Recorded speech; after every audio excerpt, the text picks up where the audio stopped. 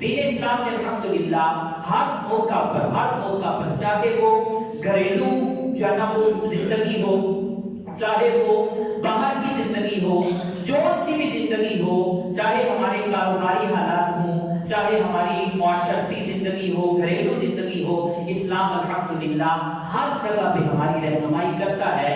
اس کے علاوہ کوئی اور دین اس خصوصیت کا حامل نہیں۔ حضرت عمر فاروق اعظم رضی اللہ تعالی عنہ کی بارگاہ میں جو ہے وہ ایک شخص اپنی بیوی کی شکایت لے کر حاضر ہوا۔ تنبیہ الغافلین کے اندر حضرت فقیہ ابو اللہ سمرقندی رحمۃ اللہ تعالی علیہ اس بات کو بیان کرتے ہیں۔ ایک شخص فاروق اعظم رضی اللہ تعالی عنہ کی خدمت میں اپنی بیوی کی شکایت لے کر آیا۔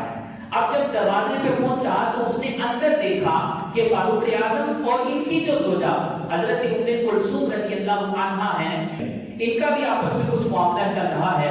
جب اس بندے نے یہ بات سنی، اندر سے آوازیں سنی، تو وہ پلٹ آیا۔ حضرت فاروق اعظم رضی اللہ تعالیٰ عنہ کو جب یہ بات پتہ چلی تو آپ نے اس آدمی کو بلایا اور دریافت کیا کہ تو میرے دروازے پہ کیوں آیا تھا؟ وہ کہنے لگا، یا امیر المومنین، میں تو اپنی بیوی کی شکایت لے کر آیا تھا، لیکن آپ کے گھر میں تو خود یہ معاملہ چل رہا تھا، بھلا آپ میرا مسئلہ کیسے حل کر سکتے ہیں؟ حضرت فاروق اعظم رضی اللہ تعالیٰ عنہ نے اسلام کی رہنمائی میں بڑی خوبصورت تعلیم دی اور عورت کے حقوق کو بیان کیا۔ آج جو ہے نا وہ معاشرے کے اندر لوگ، ہمارا جو میڈیا ہے، چاہے وہ الیکٹرانک ہو، چاہے وہ پرنٹ میڈیا ہو، جو بھی ہو، وہ یہی کہہ رہے ہیں جناب اسلام نے عورت کو جو ہے نا وہ چار دیواری کے اندر قید کر دیا، جبکہ ایسا بالکل نہیں ہے۔ اسلام عورت کو جاب کرنے کی بھی اجازت دیتا ہے، اسلام عورت کو رشتہ داروں کے ہاں جانے کی بھی اجازت دیتا ہے، اسلام عورت کو قید نہیں کرتا، اسلام عورت کی حفاظت کرتا ہے۔ قید کرنے میں اور حفاظت کرنے میں زمین آسمان کا فرق ہے۔ جو اسلام یہ نہیں کہتا کہ جناب وہ اسلام نے عورت کو ایک ملکہ بنایا ہے، ایک ہیرے کی مالک بتایا ہے، اور آپ کو پتا ہے کہ ہیرے کو ایسے باہر دیوار پہ نہیں رکھا جاتا، اس کو اندر جو ہے نا وہ تجوری کے اندر رکھا جاتا ہے اور سجا سجا کر رکھا جاتا ہے۔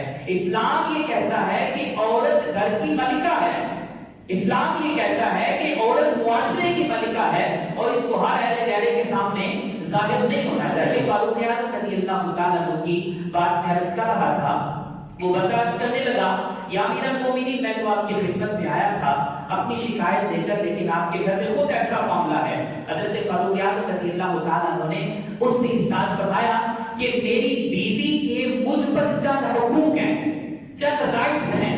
اب وہ رائٹ کیا ہے جس کی بنا پر میں اپنی بیوی سے درگزر کرتا ہوں؟ وہ حقوق کیا ہیں؟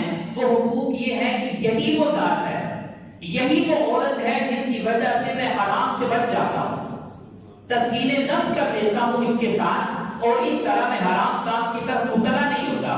پھر دوسرا ارشاد فرمایا، جب میں اپنے گھر سے نکلتا ہوں تو یہی وہ خاتون ہے جو میرے مال کی خزانچی ہوتی ہے، جو میرے مال کی حفاظت کر رہی ہوتی ہے، یہی وہ ہے جو میرے بچوں کی پرورش بھی کرتی ہے، میرے لیے کھانا تیار بھی کرتی ہے۔ جب اتنے سارے اس کے کام ہیں تو اس کی چھوٹی چھوٹی خطاؤں سے میں درگزر کیوں نہ کروں؟ اس لیے میں درگزر کر دیتا ہوں۔ اب وہ شخص کہنے لگا کہ یا امیر المومنین، میری بیوی سے بھی مجھے یہی فائدے حاصل ہوتے ہیں، میں نے تو کبھی بھی درگزر نہیں کیا، لیکن آپ کی اس تعلیم سے مجھے سیکھنے کو یہ ملتا ہے، اگر میری بھی زوجہ سے کوئی خطا ہو جائے تو میں بھی اس سے انشاءاللہ درگزر کیا کروں گا۔ دیکھیے اسلام نے ہمیں اپنے گھر کے معاملات کو کیسے سلجھانے کی تاکید کی اور کیسے سلجھانے کا طریقہ کار بتایا۔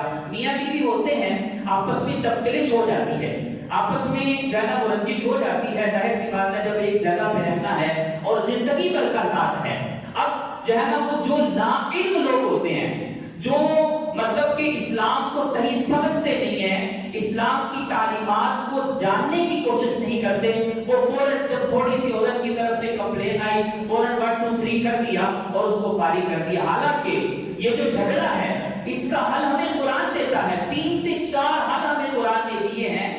اگر گھر کے اندر جھگڑا ہو جائے، اس جھگڑے کو سولو کیسے کرنا ہے؟ انتہائی حالت ہے کہ جب عورت کو فارغ کر دیا جائے، حالانکہ اس سے پہلے ہمیں قرآن حکم دیتا ہے اگر عورت بات نہ مانے پہلے اس کو محبت سے سمجھایا جائے، اور اگر وہ بات نہ مانے پھر معمولی سی ایک مناسب سی اس کو سزا دی جائے۔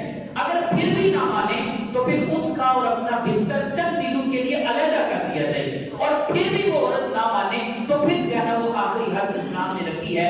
لیکن کیا ہے کہ نہ جاننے والا آدمی، نہ جاننے والا انسان وہ فوراً جو ہے نا وہ فارغ کر دیتا ہے اور اس طرح پھر بعد میں بیچارہ پشیمانی کا مظاہرہ کرنے لگ جاتا ہے. یہ ہمارے گھریلو معاملات کے اندر امن کیسے قائم ہوگا، ضابطۂ حیات اسلام کیسے ہے، وہ ہمیں بتاتا ہے.